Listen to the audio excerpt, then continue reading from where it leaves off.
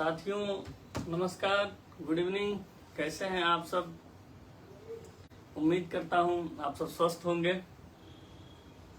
साथियों, मैं डॉक्टर अभ्युदय कुमार आप सभी का स्वागत करता हूं अपने इस लाइव सेशन में। और आज हम बात करेंगे बरसात और इसमें होने वाले रोगों के बारे में, चर्चा इसी के करेंगे।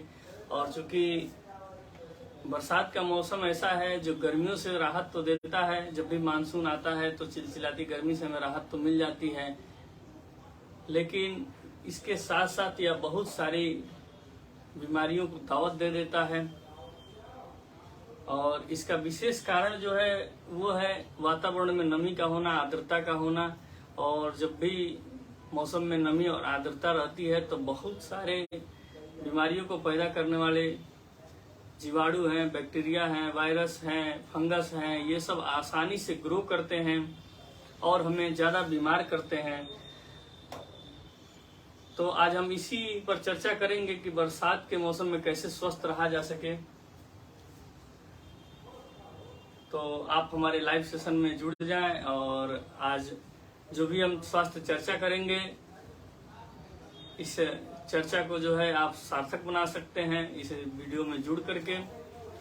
साथियों, कुछ मुख्य पॉइंट्स हैं जिनको अगर हम ध्यान दें तो हम जो है बरसात में अपने आप को स्वस्थ रख सकते हैं और बरसात में होने वाले रोगों से बच सकते हैं। जैसे अभी जो है फ्लू बहुत ही हाई लेवल पे फैला हुआ है और चूंकि यह एक वायरस जनित रोग है, वायरल डिजीज है, तो इसको भी कंट्रोल किया जा सकता है, इससे ही बचा जा सकता है। और इस समय बहुत सारे ऐसे रोग हैं जिनसे हम बच सकते हैं और कुछ इसके लिए विशेष सावधानियां हमें बरतनी पड़ती हैं। तो मैं कुछ सावधानियों को आपके बीच लेके आया हूं छांट करके कि जिनके आप जो है फॉलो करें तो आप बहुत सारे रोगों के होने से बच सकते हैं। और साथियों, इसकी हम चूंकि चर्चा कर रहे हैं तो आपके अगर कोई सुझाव हो और कोई विचार हो तो आप हमें कमेंट करके बता सकते हैं। और या फिर कोई प्रश्न है, स्वास्थ्य संबंधी कोई सलाह पाना चाहते हैं तो आप हमें कमेंट कर सकते हैं हमारे इस सेशन में। साथियों, इस बरसात में सबसे जरूरी जो पॉइंट होता है वो होता है बॉडी को हाइड्रेट रखना। बाहर जो नमी बनी रहती है लेकिन शरीर के अंदर के नमी को मेंटेन करना यह बहुत जरूरी होता है। चूंकि वातावरण थोड़ा ठंडा होने से हमें प्यास कम लगती है, गर्मी की अपेक्षा प्यास कम लगती है। जबकि मौसम शुष्क होता है, शुष्क मौसम के कारण जो है हमें पानी की जरूरत पूरी पड़ती है। तो हमें ऐसे कंडीशन में चाहिए कि हम अपने शरीर को रिहाइड्रेट रखें और इसके लिए समय समय पर हमें पानी का सेवन करते रहना चाहिए। भले ही हमें प्यास न महसूस हो, लेकिन एक रूटीन बना करके हमें 5 से 6 लीटर पानी जरूर लेना चाहिए पर डे। अगर आप बहुत ही बंद कमरे में रहते हो या फिर ऐसे जगह पर रहते हो जहाँ गर्मी कम हो, एसी हो, तो आप 3 से 4 लीटर पानी का सेवन जरूर करें, क्योंकि ये पानी जो है बॉडी को रिहाइड्रेट करेगा, बॉडी को एनर्जी देगा और इसके सर्कुलेशन को बनाए रखेगा और जो भी डिटॉक्स है उनको जो है यूरिन के रास्ते बाहर करता है। क्योंकि जब भी बाहर का मौसम शुष्क हो तो हमें जो है गर्मी महसूस होती है और पसीना भी आता है। तो ऐसे कंडीशन में हमें पानी के बैलेंस को अपना मेंटेन करना बहुत ही जरूरी होता है। साथियों, दूसरा जो पॉइंट है वो है ताजा और स्वच्छ भोजन करना। हमारा भोजन जो है बहुत मायने रखता है बीमारियों के लिए और स्पेशली बरसात में। चूंकि बरसात के मौसम में जब भी हम भोजन करते हैं तो वो भोजन हमें जब भी भोजन करना हो तो ताजा होना चाहिए। स्पेशली बहुत सारे लोग जो है फ्रिज में रखते हैं और ऐसा मानते हैं कि फ्रिज में रखा हुआ खाना खराब नहीं होता है, तो ऐसा बिल्कुल नहीं है। पैकेज्ड फूड से हमें बचना चाहिए। क्योंकि आप अगर घर पे जो है 1 दिन 2 दिन में खाना नहीं खा रहे हैं और आप जो बच्चों को खिला रहे हैं, स्पेशली बच्चों को पैकेज फूड से दूर रखना चाहिए। आजकल विशेषकर बच्चे आ रहे हैं जिनको जो है एब्डोमिनल डिस्कम्फर्ट सबसे अधिक है, एब्डोमिनल परेशानियां ज्यादा है, पेट में जो है मरोड़ बनी रह रही है और उनको जो है स्टूल बार बार हो रहा है और ऐसा वो कह रहे हैं कि पेट में जो है दर्द रहता है और बार बार हमें लैट्रिन जाना पड़ता है। तो बच्चों को स्पेशली जो है लीवर संबंधी समस्याएं भी ज्यादा हो रही हैं और इसका कारण जो है वो हमारा भोजन है, पैकेज्ड फूड है। तो बच्चों को इससे दूर रखें, क्योंकि अगर आप घर पे 2 दिनों का खाना नहीं खा रहे हैं तो जो आपका 1 महीने पहले भोजन तैयार हो रहा है, 2 महीने 3 महीने पहले तैयार हो रहा है, तो उसे जो है खाने से बचें और बच्चों को खिलाने से भी उन्हें समझाएं, उन्हें रोकें। और अपने भी साफ सफाई का विशेष ध्यान दें, क्योंकि भोजन बनाते समय जो है साफ सफाई का ध्यान देना बहुत ही जरूरी होता है, स्पेशली बरसात के मौसम में, क्योंकि इस समय जो भी बैक्टीरिया वायरस हैं, जो भी रोग उत्पन्न करने वाले जो भी जीवाणु हैं, ये सबसे अधिक मात्रा में प्रोड्यूस होते हैं, सबसे अधिक मात्रा में, चूंकि इनका प्रजनन बहुत ही तेजी से होता है, इनके लायक यह मौसम होता है। और ऐसा माना गया है कि जो जिसके लायक मौसम होता है तो वो उसमें ज्यादा ग्रो करता है, तो हमें जो है अपना बचाव इनसे करना चाहिए। और जो भी भोजन है हमारा वो साफ सुथरा होना चाहिए, सलाद जो है प्रचुर मात्रा में प्रयोग करना चाहिए और उन्हें अच्छे तरह से साफ करके धो करके प्रयोग करना चाहिए, तो हम बरसात में होने वाले रोगों से बच सकते हैं। और हैवी भोजन करने से बचना चाहिए, ऑयली फास्ट फूड ये सब लेने से बचना चाहिए। स्पेशली इस समय आप जो है हल्का भोजन करें और लिक्विड फूड का ज्यादा प्रयोग करें। लिक्विड फूड ज्यादा फायदेमंद रहता है बरसात के मौसम में, किसी तरह के आपको जो है एब्डोमिनल परेशानी नहीं होगी, पेट संबंधी रोग नहीं होंगे। और इसके साथ साथ भुने हुए चने का प्रयोग कर सकते हैं, अन्य भुने हुए जो भी भोजन है इनका प्रयोग बरसात में काफी अच्छा माना गया है और टेस्टी भी लगता है, तो आप इसे भी प्रयोग कर सकते हैं। इस मौसम में तीसरा जो पॉइंट है साथियों, वो है व्यक्तिगत स्वच्छता का विशेष ध्यान देना। व्यक्तिगत स्वच्छता क्या होती है, तो जो भी बड़े लोग हैं वो तो इस चीज को समझ रहे हैं कि हमें जब भी हम अपना स्नान कर रहे हैं तो किस हिसाब से अपनी सफाई करनी है, अपने कपड़ों को किस हिसाब से सफाई करनी है, अंडर गारमेंट्स को कैसे केयर करना है। बरसात में चूंकि रोग इन्हीं से होते हैं और स्पेशली स्किन डिजीजेज जो है, फंगल इन्फेक्शन इसी से होता है, तो हमें अपना भी ख्याल रखना है, साथ साथ अपने बच्चों का भी। और बच्चों को इसके बारे में बच्चे अवेयर नहीं होते हैं तो उन्हें जो है हमें कोशिश करना है कि उन्हें बताना है, या फिर उन छोटे बच्चे हैं अगर वो 10 साल से कम उम्र के हैं तो उन्हें जो है जब भी वो नहा रहे हो तो उन्हें आप खुद से नहलाएं और उनके जो भी शरीर के ऐसे हिस्से हैं जिनमें मैल ज्यादा जमती है तो उन्हें खुद से साफ करें और उनका डेली केयर करें और जो है नहाने के बाद से उनके शरीर में ऑयलिंग भी करें। तो इस तरह से क्या होगा कि फंगल इन्फेक्शन से आप बच जाएंगे। और स्पेशली भीगे कपड़े तो बिल्कुल न पहने, न बच्चों को पहनने दें, क्योंकि गीले कपड़ों में सबसे अधिक फंगस ग्रोथ होने का, जब भी वो आर्द्रता मिलेगी तो फंगस जो है बहुत तेजी से ग्रोथ करता है। और शरीर के ऐसे पार्ट्स जो फोल्ड्स होते हैं, जहां भी जैसे आपके जांघों के बीच का एरिया है, आपके एक्सिलरी एरिया है, तो ऐसे एरिया में जो है फंगस ग्रोथ होने का ज्यादा चांस है। गर्दन पे भी हो सकते हैं और इस कंडीशन में रिंगवर्म की समस्या आपको हो सकती है। तो इससे बचने के लिए प्रॉपर जो कि कपड़े धूप में सूखे हुए हों, अगर धूप नहीं हो रहा है तो उनको खुला छोड़ें 2-3 दिन के लिए, जब तक वो पूरी तरह से सूख न जाए तब उन्हें प्रयोग करें और गीले कपड़े प्रयोग न करें। साथियों, इसके बाद से अगला जो पॉइंट है वो है अपने आप को एक्टिव बनाए रखें। बरसात के मौसम में बीमार न पड़ने के लिए एक यह बहुत जरूरी पॉइंट है, चौथा पॉइंट, कि अपने आप को सक्रिय बनाए रखें। सुबह एक्सरसाइज या फिर टहलना ये जरूर करें, इससे जो है हमारी इम्यूनिटी जो है वो थोड़ी हाई होती है, इम्यूनिटी बूस्ट होती है और हम अपना जो मेंटल स्टेटस है, मेंटल लेवल है, वो हम अच्छा बना के रख पाते हैं और बॉडी के जो अदर ऑर्गन्स हैं, जो अदर वाइटल जो प्रोसेस है वो फास्ट हो पाते हैं और हम जो है रोगों से बच पाते हैं। तो इससे कंडीशन में अगर आप योगा करते हैं तो मच बेटर है, योगा भी कर सकते हैं। अगर आप जिम जाते हैं तो भी अच्छा है। जैसे भी हो शरीर को जो है एक्टिव रखें। कोशिश करें कि आप जो है फुट स्टेप, आपका जो सुबह का फुट स्टेप है वो 5000 कदम से ज्यादा हो तो भी बहुत अच्छा है और आप जो है स्वस्थ रखने में आपको ये मदद करता है। साथियों, इसके बाद जो छठा पॉइंट है वो सबसे जरूरी पॉइंट है कि वो है अगर रोग से दूर रहना चाहते हैं तो अपने आसपास के वातावरण को स्वस्थ बना के रखें, स्वच्छ बना के रखें।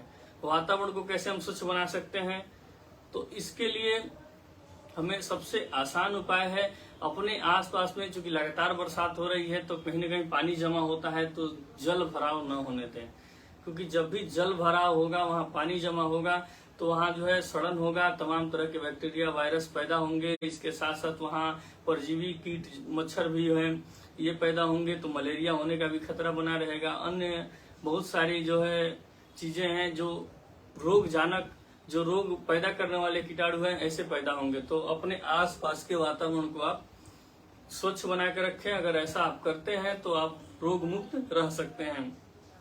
विशेषकर घरों की नालियां हैं, छत है, छत पर जो है पानी न जमा होने दें। अन्य जो खिड़की दरवाजे हैं इनकी भी विशेष साफ सफाई करें, क्योंकि ऐसा होता है कि बरसात में मच्छर ज्यादा पनपते हैं और वो कपड़ों के बीच में, आपके बेड पे, खिड़की दरवाजों में, ऐसे ऐसे जगहों में छिपे रहते हैं और उनका भी प्रजनन बहुत तेजी से होता है, तो आपको जो है रोग जनित कर सकते हैं।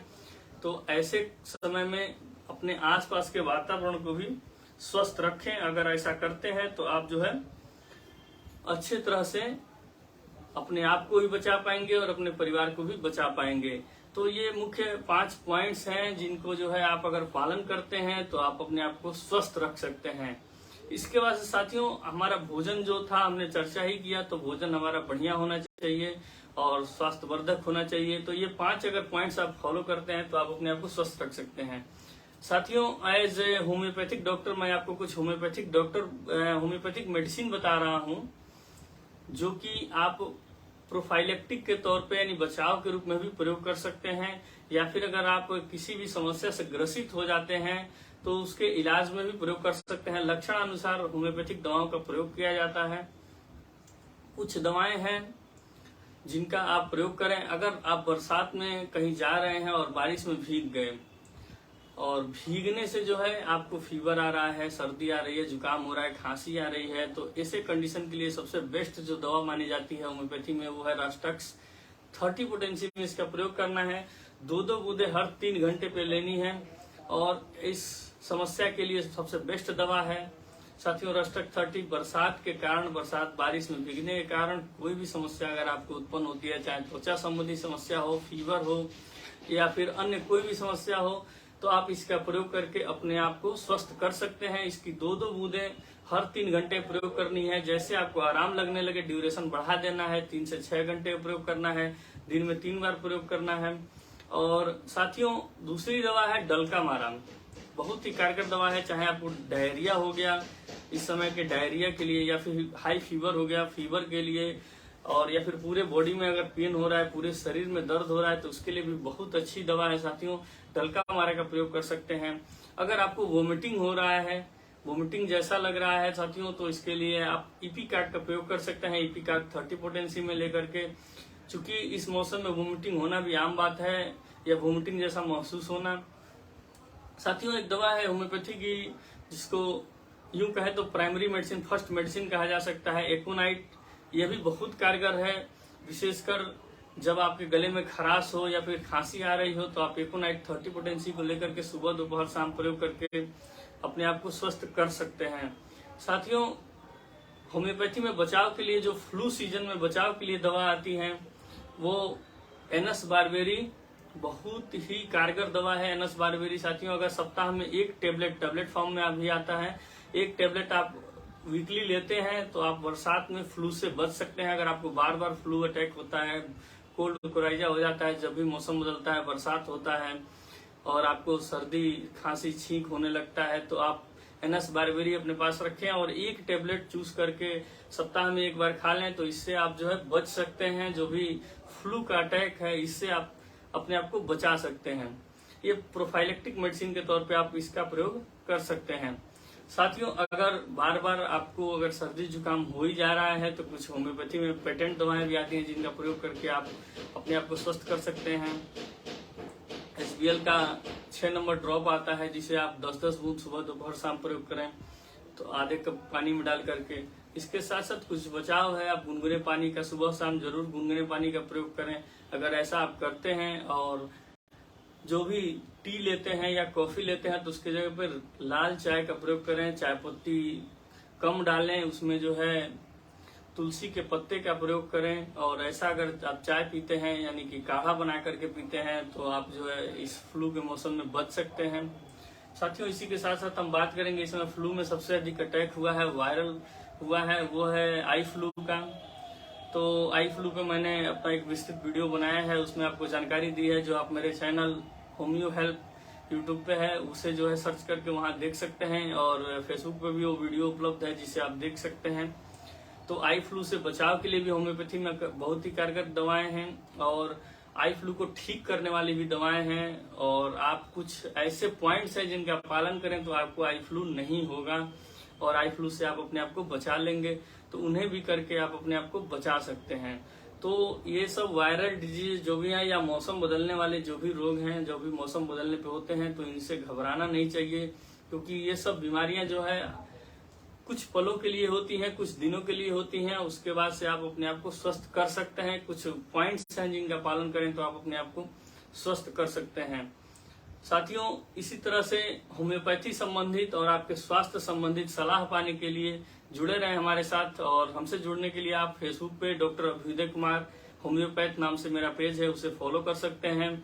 फेसबुक पे अभी जहां आप मुझे देख रहे हैं यहाँ भी मुझे फॉलो कर सकते हैं, और होम्यो हेल्प नाम से मेरा यूट्यूब चैनल है जिसे आप सब्सक्राइब करके आप हमेशा मेरे साथ जुड़े रह सकते हैं, और स्वास्थ्य संबंधी होम्योपैथी से जुड़ी जानकारियां हम आपके बीच लेके आते रहते हैं, उन्हें आप देख करके अपने आप को लाभान्वित कर सकते हैं। जो साथी इस वीडियो को अभी देख रहे हैं, मुझे लाइव देख रहे हैं, बहुत सारे लोग मुझे देख रहे हैं, तो इसके लिए उनका बहुत बहुत मैं धन्यवाद व्यक्त करता हूं कि आप सभी जो है इस जानकारी को सुने।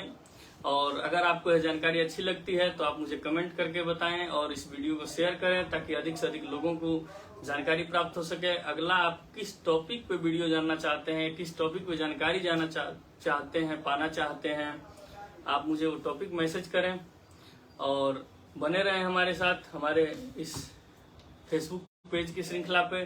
साथियों, मैं कोशिश करूंगा कि सप्ताह में 2 दिन जरूर लाइव आऊं, और अब जो है जब भी लाइव आऊंगा तो एक विशेष टॉपिक होगा जिसकी जानकारी आपको एक दिन पहले दे दी जाएगी। और अब एक एक डिजीज करके एक एक बीमारियों को, स्पेशली पहले भी बरसात का समय चल रहा है तो इस समय होने वाली बीमारियों को एक एक करके जो है हम कवर करेंगे।